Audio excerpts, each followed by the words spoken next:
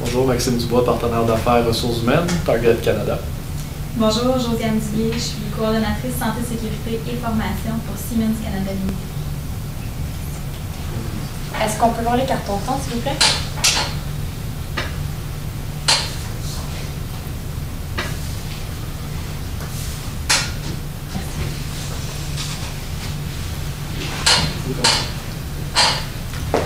EMCO Corporation, un fournisseur de choix pour ses clients et collaborateurs.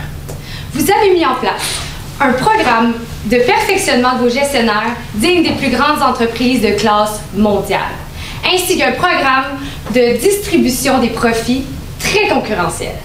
Les ressources humaines sont définitivement au cœur de votre entreprise. Toutefois, il est important de mettre de l'avant ces programmes afin de rester concurrentiel et de garder votre forte croissance. Vous devez agir. Et c'est pourquoi vous, la direction de chez EMCO Corporation, avez fait appel à nous, la firme de consultation GMT, formée de Gabriela Tefeni, Rebecca Metcalfe, ainsi que moi-même, Valérie Grenier-Paquette. Le mandat que vous avez confié aujourd'hui répond aux principales préoccupations concernant l'avenir de votre entreprise. Nous allons donc vous proposer des recommandations afin de vous proposer des défis RH dans le but d'élaborer un plan d'action échelonné sur le moyen terme. Tout ça dans le but de réduire de façon substantielle les coûts engendrés par les erreurs de sélection dans le processus de dotation. Au cours des prochaines minutes, nous vous présenterons une analyse que nous avons faite de votre situation et nous vous proposerons une stratégie des ressources humaines qui se déclineront en plusieurs pratiques. Ces pratiques pourront être implantées à l'intérieur de l'entreprise et donneront lieu à des résultats. Tout d'abord, nous avons fait une analyse stratégique complète de l'environnement interne, externe et des ressources humaines de votre organisation. Nous ne focaliserons pas sur les éléments que vous connaissez aussi bien que nous, mais bien sur les faits saillants. En effet, le secteur de la plomberie n'est peut-être pas aussi séduisant que le secteur de la mode, mais vous avez les éléments nécessaires afin de vous distinguer malgré de la concurrence. En effet, notamment par la rémunération, mais surtout la formation interne qui présente et forme vos gestionnaires à votre culture, à votre vision et qui partagent la même mission que vous. D'ailleurs, vous traitez non seulement chaque client de façon unique, mais chaque employé également, ce qui est définitivement une force pour vous. Par contre, certains défis qui s'offrent à vous touchent principalement l'attraction de cette main-d'œuvre que vous voulez, qui est différente, dans le fond, ça fait partie des leaders de demain. Vous voulez une main-d'œuvre de qualité, ainsi que la rétention de ce personnel que vous vous formez de façon exceptionnelle et finalement, en termes d'écart générationnel présentement au sein de votre entreprise. Donc, dans la stratégie que nous allons vous proposer aujourd'hui, nous avons tenu compte des intérêts ainsi que des enjeux des parties prenantes que voici. Tout d'abord, il faut spécifier que la stratégie que nous vous proposerons sera focalisée sur les gestionnaires des centres de profit, puisque votre intérêt est principalement sur ceux-ci. Par contre, aussi, je vais vous spécifier que les autres parties prenantes ont l'intérêt commun de réussir ces défis qui sont présentement, que vous faites face présentement, que fait face en fait EMCO dans l'entreprise. Votre objectif d'affaires, c'est d'assurer la satisfaction et la fidélisation de votre clientèle. L'objectif des ressources humaines est en fait de recruter les meilleurs candidats afin de les former au sein même de votre entreprise par votre programme de rotation de poste. Ainsi, c'est en misant sur la mobilisation et sur l'attraction que vous allez être en mesure d'atteindre votre objectif, qui est en fait de donner un employeur de choix. Étant donné que vous êtes déjà un fournisseur de choix, il est important de miser sur cet objectif. La stratégie que nous proposons aujourd'hui, c'est d'agir. Agir signifie que nous avons aligné notre stratégie des ressources humaines à vos objectifs d'affaires. Cette stratégie sera déclinée selon diverses pratiques de gestion des ressources humaines. Par la suite, nous vous expliquerons comment l'implanter ainsi que vous présenter certains indicateurs de résultats. Notre projet est ambitieux. C'est pourquoi nous vous présenterons un plan d'action qui va s'articuler autour de 5 grandes axes. Tout d'abord, il a été important pour nous de vous présenter, de vous proposer, enfin, comment vous pouvez vous positionner en tant qu'employeur de choix. Ensuite, il sera important de commencer par le processus de dotation au niveau autant de l'attraction et de la rétention de la main-d'œuvre. S'ensuivra alors un programme de reconnaissance adapté spécifiquement pour les gestionnaires des centres des profits. Ensuite, au niveau de la gestion de la relève, plus spécifiquement au niveau de l'écart intergénérationnel qui est un enjeu qui se présente face à vous. S'ensuivra alors un programme de la gestion de la performance et de l'amélioration de programmes de la rémunération. Donc, tout d'abord, vous êtes présentement le fournisseur de premier choix des Canadiens. Mais, en ce moment, on vous propose et on vous recommande de devenir employeur de choix de vos employés, afin de montrer l'importance que vous avez dans votre secteur et ainsi attirer les candidats potentiels que vous avez besoin présentement. Pour ce faire aussi, il est important de comprendre que l'employeur de choix, c'est un tout. Il faut, toutes les pratiques que nous allons vous proposer prochainement, il faut miser sur chacune d'elles et mettre l'importance pour arriver à un mix de tout ça. Et évidemment, le pouvoir d'agir, les relations de confiance, la transparence auprès de vos employés que vous démontrez présentement, l'engagement, la justice, l'équité interne, externe, puis la transparence, encore une fois. La dotation, présentement, vous avez un souci à recruter les bons candidats, les meilleurs et ceux qui correspondent au profil recherché. En ce moment, vous avez eu 200 candidatures, seulement une correspondait au processus et au profil recherché. Nous vous suggérons, afin d'améliorer ce processus et d'avoir des candidats plus personnalisés et qui correspondent à ce que vous recherchez, donc ce serait dans le profil de compétences que vous avez en ce moment, de cibler vraiment les priorités. Qu'est-ce que vous recherchez d'un gestionnaire en ce moment? Par exemple, vous avez noté que vous voulez quelqu'un qui est dynamique, qui démontre une énergie. Cela ne peut pas être représentatif d'un candidat qui se dit « moi je suis dynamique ». Donc, ce n'est pas pertinent de le mettre directement tout de suite en exposant ce profil en ligne, mais de le préparer lors de l'entrevue, puisque cela pourra être évalué par des mises en situation, par des questions. Aussi, un des programmes qu'on vous propose, vous avez un programme de perfectionnement, mais ce programme n'est pas assez diffusé. Pour ce faire, on vous propose de faire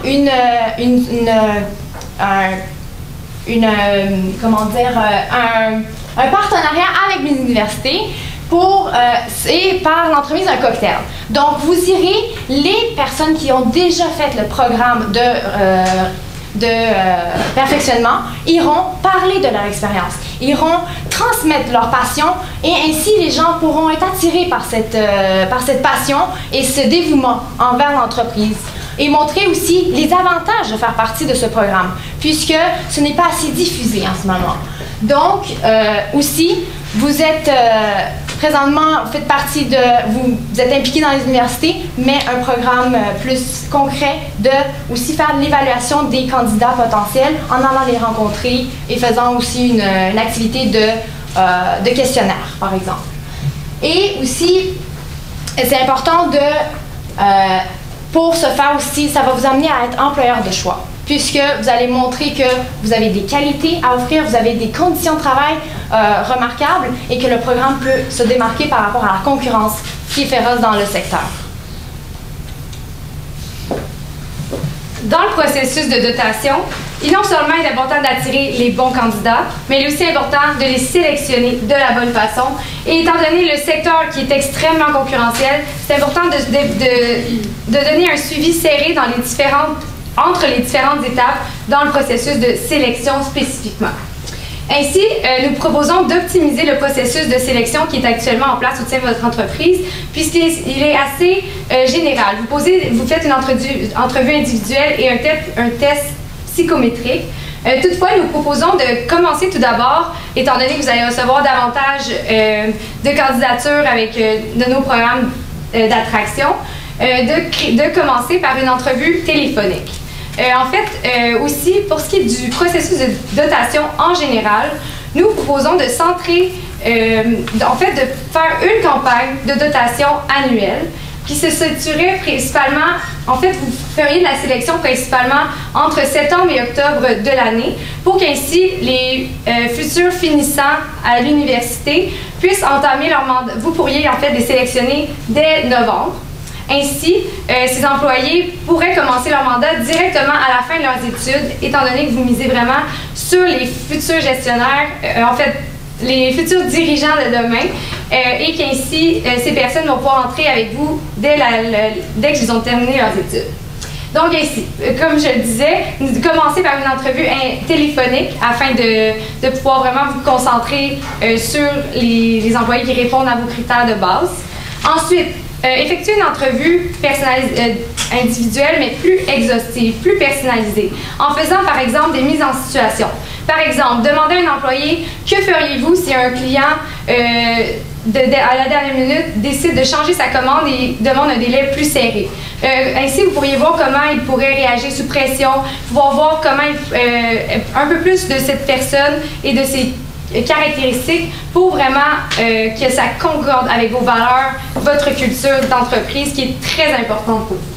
Ensuite, évidemment, le facteur le plus important dans cette étape, c'est d'inclure des employés qui vont travailler avec cette personne et d'autres gestionnaires qui ont suivi déjà le programme de perfectionnement afin qu'ils puissent voir avec les personnes qui s'occupent de, le VP qui s'occupe en général de la dotation, qu'ils puissent voir si ça concorde également avec les valeurs, mais de différents points de vue. Donc, évidemment, la rencontre avec le président amène une très grande valorisation à ces nouveaux employés, ce qui est extrêmement bien et c'est une pratique que vous mettez déjà en place et nous vous encourageons à continuer de le faire. Ensuite, évidemment, il est important d'intégrer les employés. Nous sommes conscients que vous le faites d'une excellente façon en assurant le mentorat, le coaching, que vous les suivez de très près pendant leur formation dans la rotation des postes. Toutefois, nous pensons que, évidemment, lorsqu'ils entrent, tout va très rapidement. Donc, ils pourraient être un petit peu dépassés par la rapidité des choses. Et c'est pourquoi nous vous encourageons à vraiment célébrer le fait que vous avez embauché telle ou telle personne et ainsi créer un profil en ligne de votre nouvel employé qui va pouvoir parler de comment il se sent et être vu sur votre site Internet. Donc, ça va le valoriser et l'intégrer davantage au sein de votre entreprise. Une fois que le processus de dotation va être entamé, il sera maintenant temps de passer au programme de reconnaissance. On le sait, de manière pécuniaire, vous êtes excellent. Vous offrez des partages de profits que, plusieurs entreprises ne peuvent pas offrir. Mais qu'en est-il au niveau non pécuniaire? On pourrait peut-être s'attarder un petit peu plus là-dessus. On préfère des concours dans les différentes succursales, des galas qui seront offerts annuellement avec chacun des gestionnaires et offrant justement un prix qu'on appellerait le robinet d'or qui représentera certains prix selon l'implication sociale ou l'endroit le plus sécuritaire ou même la personne qui va offrir un slogan à votre entreprise. Vous en avez déjà un, mais finalement, est-ce qu'on peut essayer de le promouvoir ou en créer un autre? En fait, ce qu'on veut essentiellement, c'est qu'au Québec et au Canada, votre slogan ait autant d'impact que le Think Different de chez Apple. Par la suite, une formation supplémentaire pourrait être offerte aux employés afin de les mobiliser et d'offrir une certaine reconnaissance, qu'on voudrait les reconnaître de leur implication et surtout de leur formation. Par exemple, la CSST, on sait que les employés travaillent sur les chantiers et les gestionnaires également. Donc, pourquoi pas leur offrir ce genre de formation-là supplémentaire ou également des formations sur le leadership que vous prenez beaucoup présentement. Par la suite, un programme de la gestion de la relève. Tout ça dans le but d'augmenter la performance des gestionnaires qui sont déjà à un niveau assez élevé. Vous êtes en ce moment à votre apogée et c'est pourquoi nous devons continuer sur cette lignée-là. Le recrutement à l'interne. On le sait, favoriser le recrutement à l'interne, c'est parfaitement en accord et en lien avec les valeurs que vous voulez prôner. Donc, pourquoi pas, justement, le dire à l'interne, mais aussi favoriser ça à l'externe pour en fait attirer les nouvelles recrues, leur montrer que les gestionnaires pourront graver des échelons hyper rapidement. Ça, c'est vraiment important de mettre ça de l'avant dans le programme d'attraction. S'en suivra alors aussi un plan de référencement. C'est-à-dire que nous pourrions permettre aux employés qui sont déjà à l'intérieur de l'entreprise de référer les futurs gestionnaires et aussi leur offrir même une prime, en fait, si la personne a terminé le processus de sélection et elle est engagée dans l'entreprise. Finalement, le programme de gestion de la performance. On sait qu'il y a plusieurs écarts intergénérationnels qui sont présents dans votre entreprise. C'est pourquoi nous voudrions faire une évaluation qui est de 360 degrés afin justement d'être en lien avec le mentorat qui est très présent dans votre entreprise présentement et surtout d'offrir un suivi vraiment continuel. On vous a donné un exemple de 2 semaines, 3 mois, 6 mois et 12 mois, mais en fait, puisque vous avez beaucoup d'encadrement présent dans l'entreprise présentement, on pourrait même accroître le nombre de suivis qui pourraient être faits. Donc, maintenant que les autres pratiques ont été présentées, la rémunération, c'est un des points qu'on a vu que vous aviez le contrôle total, mais on vous suggère malgré tout de donner une prime pour le gestionnaire qui débute sa carrière dans votre entreprise pour l'inciter à, par exemple, rester à long terme. Cette prime serait sur la première année. Et plus tard, on verra, ce serait une prime de 10 000 $ et ce serait seulement la première année pour l'inciter à venir travailler auprès de vous et aussi conserver l'emploi à long terme puisque c'est un programme sur 3 à 5 ans et demi. L'échéancier, on l'a séparé en trimestres puisque selon le programme qu'on vous propose, c'est dans la promotion à l'été qui se fera. Ensuite, à l'automne, il y aura l'attraction et la sélection pour aller recruter dans les universités et ce, tout profil confondu. Dans le trimestre d'hiver, c'est là que les candidats potentiels à l'université termineront leur profil, leur baccalauréat et pourront entamer la formation qui leur sera offerte. L'investissement se totalise à 1 215 000 et c'est la dotation 500 000 $ puisque vous allez devoir aller chercher l'attraction par des vidéos, par la publicité que vous allez devoir faire, le gala et la formation, l'évaluation de la performance, puis la prime comme je l'ai mentionné tantôt. Suite à un investissement d'une telle importance, on pourrait en fait vous présenter des économies qui pourraient de retour sur l'investissement échelonné sur plusieurs années. En considérant qu'on pourrait, à l'aide de notre plan d'action, offrir un taux de rétention, une augmentation de plus de 40%, et considérant que d'ici 5 ans, vous allez peut-être ouvrir des succursales augmentées de 10%, on pourrait en fait, ça pourrait s'échelonner à 8 gestionnaires de plus que vous pourriez en fait garder à l'intérieur de votre entreprise. Et on sait que les coûts de formation sont très coûteux à l'intérieur de votre organisation qui en fait s'échelonne à plus de 200 000 $. C'est pourquoi ça représente des économies de plus de 1 600 000 $. Plusieurs aussi indicateurs de résultats pourraient être utilisés face à l'élaboration de notre plan d'action, considérant aussi le service à la clientèle, la fidélisation aussi qui est extrêmement importante. S'en suivra alors tout au long du processus de dotation, le taux de roulement des nouvelles recrues et surtout, en fait, le délai de réponse face au processus de dotation que vous avez effectué. Finalement, au niveau de la mobilisation, le retour sur investissement à la formation que vous offrez. Nous avons présenté un plan d'action et nous avons tenu compte des risques qui pourraient être associés. On le sait, peut-être qu'en fait, face à l'élaboration de ce plan, les gestionnaires ne seront pas autant attirés à l'intérieur de votre entreprise d'ici plusieurs années au Canada. Toutefois, c'est en misant sur l'implication, l'ouverture et le pouvoir d'agir que vous allez pouvoir en fait réussir l'élaboration de ce plan d'action-là. Il est essentiel d'attirer les bons employés, les bons candidats, afin non seulement de réduire vos coûts, mais aussi pour que ces candidats concordent à vos valeurs, qu'ils adhèrent en fait à vos valeurs, à votre mission et qu'ils restent au sein de votre entreprise à long terme et ainsi vous serez en mesure, grâce à notre stratégie d'attraction et de mobilisation, d'atteindre l'objectif ultime qui est de donner employeur de choix. Merci, nous sommes la firme de consultation GMT et nous sommes maintenant prêts à répondre à vos questions.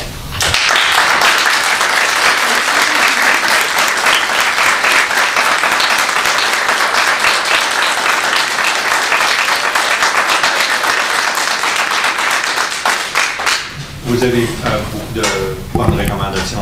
D'après vous, lesquels vont avoir les plus d'impact? Une ou deux avec le plus d'impact, d'après vous? En fait, c'est vraiment, je crois que ce serait principalement dans le processus de sélection, vraiment de miser sur les mises en situation, puisque nous croyons que c'est une lacune présentement dans le système, dans votre système de sélection.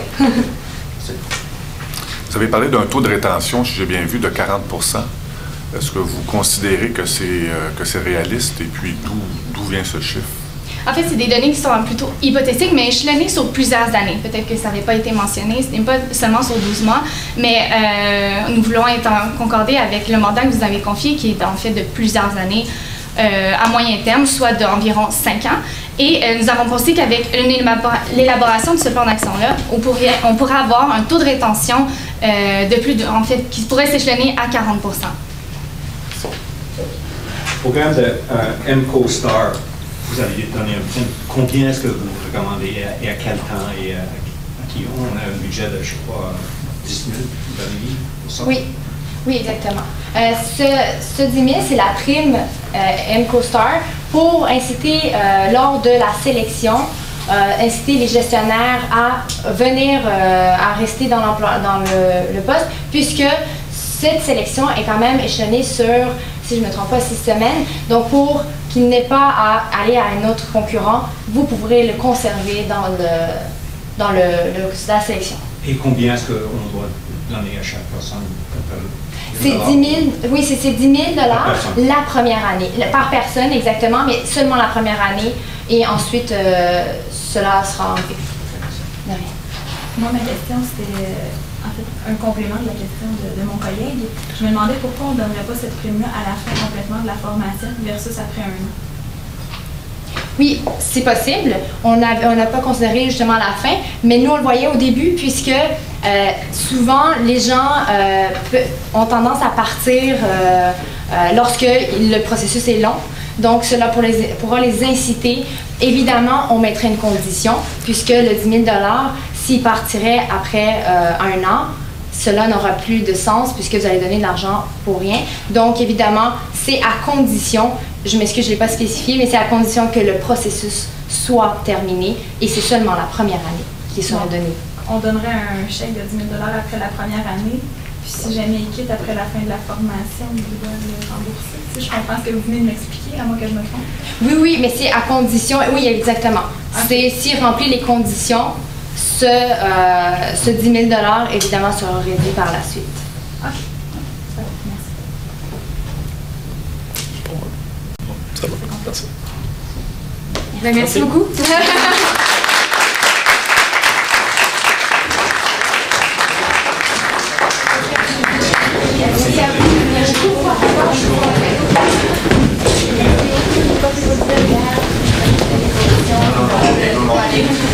beaucoup.